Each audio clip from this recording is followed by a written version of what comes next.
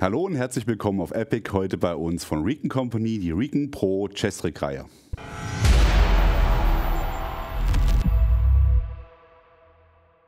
Mit die häufigsten Kommentare, die wir bei uns in der Kommentarfunktion der Videos haben, ist: Die Sachen sind zu teuer oder stellt doch auch mal ein bisschen was Günstigeres vor. Und genau das tun wir jetzt auch, nämlich die Recon Pro Chest-Rig-Reihe. Wir haben hier auch demnächst nochmal passende Molle-Pouches dazu, die wir mal vorstellen. Und wir haben auch einen Rucksack, den Recon Company jetzt selber produziert hat. Aber los geht's heute mit den Chest-Rigs. Es gibt einmal die Variante RCR 1, RCR 2 und RCR 3. Das RCR 2 gibt es in zwei Varianten, kommen wir gleich zu. Wir gehen es einmal der Reihenfolge nach durch. Beginnen wir mit dem RCR 1.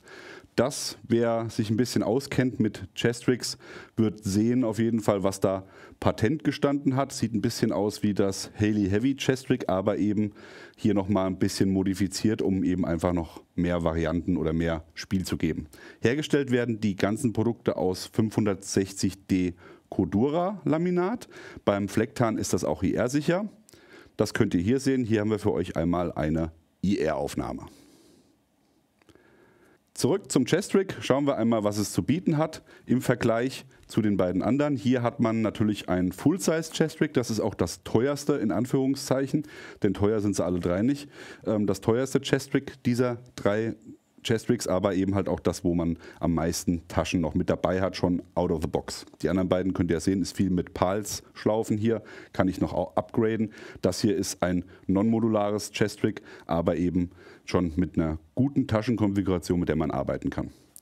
Im hinteren Bereich habt ihr 4 bzw. 5 sind es ja, 5 Einschübe für Magazine. Die haben wir jetzt auch mal unterschiedlich gepackt, einfach, dass ihr mal sehen könnt, was man so erwarten kann, was da hineinpasst. Also entweder 5 G36 Magazine oder 2 AR Magazine. Es passen auch AK Magazine. Natürlich könnt ihr auch nur ein AR Magazin nutzen, dass ihr 5 habt oder halt 10. Und natürlich würden hier auch größere Magazine wie SR25 reingehen. Die sind natürlich dann von der Tiefe her deutlich weiter unten und schlechter zu erreichen. Aber das kann man mit ein bisschen Moosgummi kompensieren. Also es wäre durchaus auch ein Chest-Rig für Kaliber 308, wenn ihr das so haben wolltet. Gesichert werden die Magazineinschübe mit einem Bungee und mit einem Pull-Tab, der hier oben gut zu greifen ist. Das Ganze ist so ausgestattet, dass man nur einen Gummi hat, der über beide Magazine geht. Das sollte einem bewusst sein. Das heißt, wenn ich hier löse, habe ich auch 2 lose Magazine.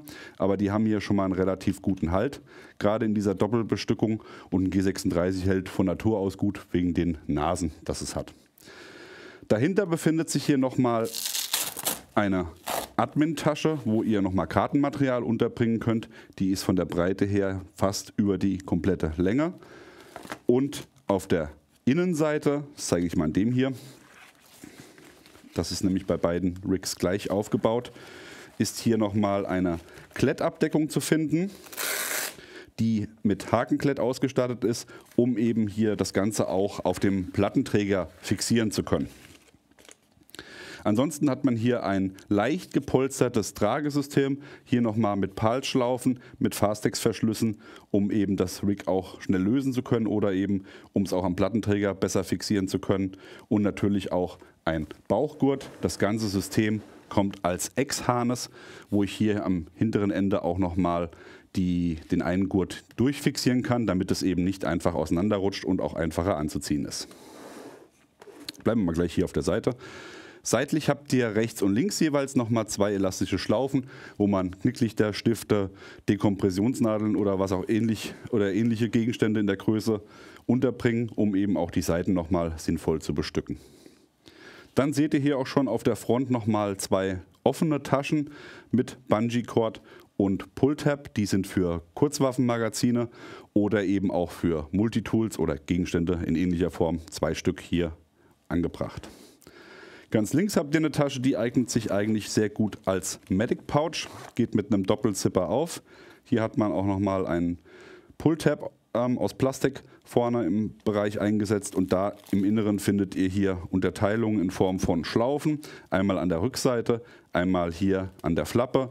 Die sind auch doppelt gelegt, das heißt, ihr könnt hier auch mehrere Lagen übereinander legen und hier im Frontbereich ist auch nochmal eine größere Einschubtasche, wo ihr zum Beispiel die Handschuhe oder eine Rettungsdecke unterbringen könnt und da schnell dran rankommt.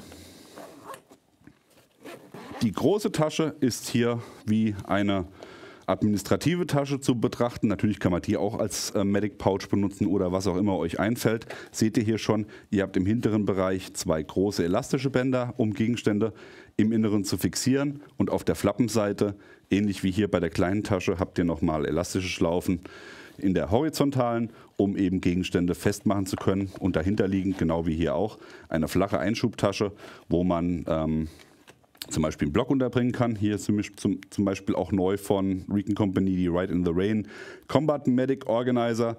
Gehen wir ganz kurz einmal drauf. Wenn ihr im medizinischen Bereich unterwegs seid oder irgendwas sucht noch für euer IFAC, hat man hier einen sehr schönen Block von Ride in the Rain, den man eben dafür nutzen kann, um hier direkt mitzuschreiben, zu dokumentieren bei einem Verwundeten. Ja, dann noch im oberen Bereich hier für diese Einschubtasche, da sind auch nochmal Schlaufen, perfekt für ein Knicklicht, kann man hier unterbringen. Knicklichter kann man nie genug haben, jedenfalls unserer Meinung nach. Ihr seht es auf der Front jeweils hier nochmal zwei Klettflächen, um Patches dran anbringen zu können. Das ist dann auch schon alles gewesen für das RCR 1. Dann gehen wir über zum RCR 2. Da seht ihr schon, hier hat man ein halb- oder teilmodulares Chest-Rig designt.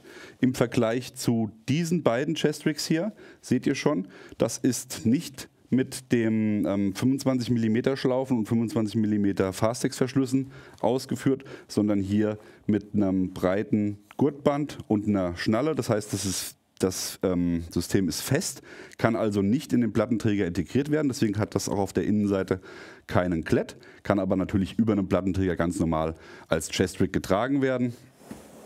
Dafür ist es dann auch sehr flach vom Profil, also keine gepolsterten Träger, sondern wirklich nur Gurtband, extrem flach das Ganze ausgeführt und das macht es natürlich auch extrem modular, was die Nutzung angeht.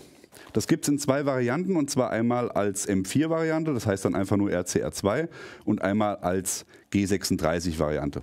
Haben wir nicht hier, wir haben nur die M4-Variante hier. Wir haben jetzt hier auch nochmal, damit ihr es sehen könnt, es würden zum Beispiel auch AK-Magazine passen, allerdings hier in dem Fall nur von Magpul. Die anderen mit den großen Haken außen, die passen hier nicht, aber es wäre also durchaus auch ein M4-AK in Anführungszeichen Chest-Rig, was man nutzen könnte. Der mittlere Bereich kommt mit 3 Magazintaschen. Da sind PAL-Schlaufen drauf, um eben nochmal zusätzliche Ausrüstung anbringen zu können. Könntet ihr weitere Magazintaschen für Langwaffe oder für Kurzwaffe anbringen. Admin-Panel, was auch immer euch einfällt. Das hat euch Recon offen gelassen. Dahinter liegend auch wieder eine große Admin-Tasche. Die geht in der Breite her genau über die 3 Magazine und bis ganz unten hin für Kartenmaterial. Und außenliegend nochmal 2 Taschen. Die sind hier gerade mal mit Füllmaterial. Holen wir es einmal raus. Und dann holen wir mal eine Flasche. Die könnte man hier zum Beispiel super nutzen, nochmal um eine Trinkflasche unterzubringen. Hier auch wieder PAL-Schlaufen auf der Außenseite, um eben nochmal zusätzliche Taschen anbringen zu können. 2 Reißverschlüsse umlaufend.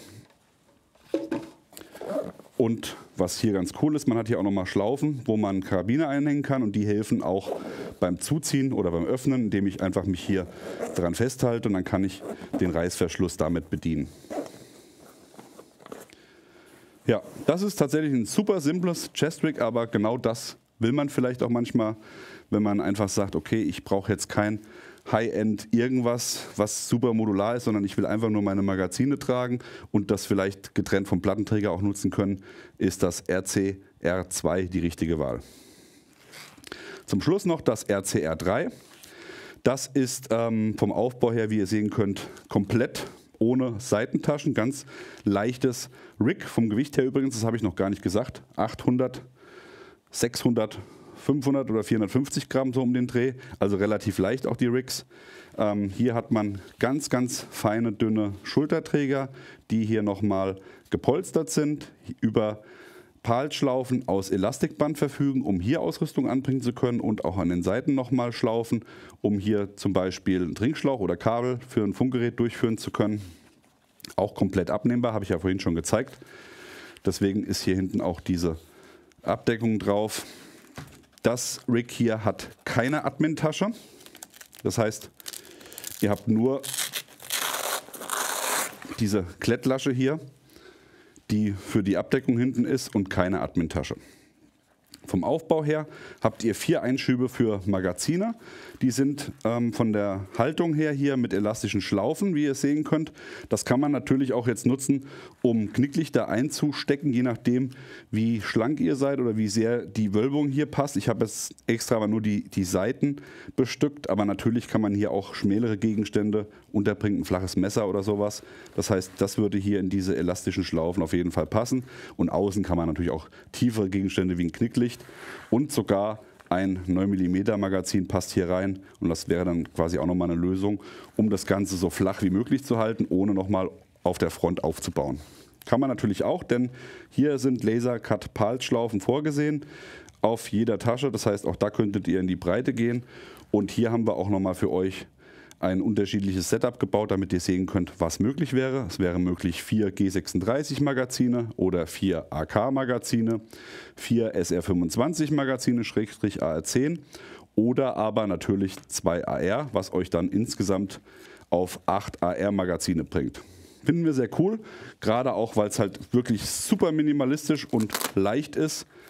Haben wir auf jeden Fall hier mit den 3 Rigs, denke ich, so ziemlich alles angesprochen, was so am Markt verfügbar ist und das natürlich zu einem sehr guten Kurs. Das bringt uns auch schon zum Fazit.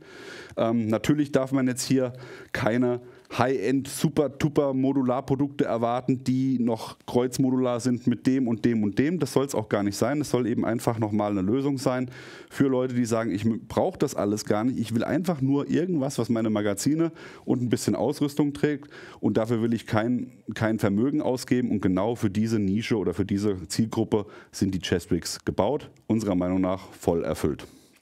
Ihr bekommt die Recon Pro Chest Rigs logischerweise bei Recon Company.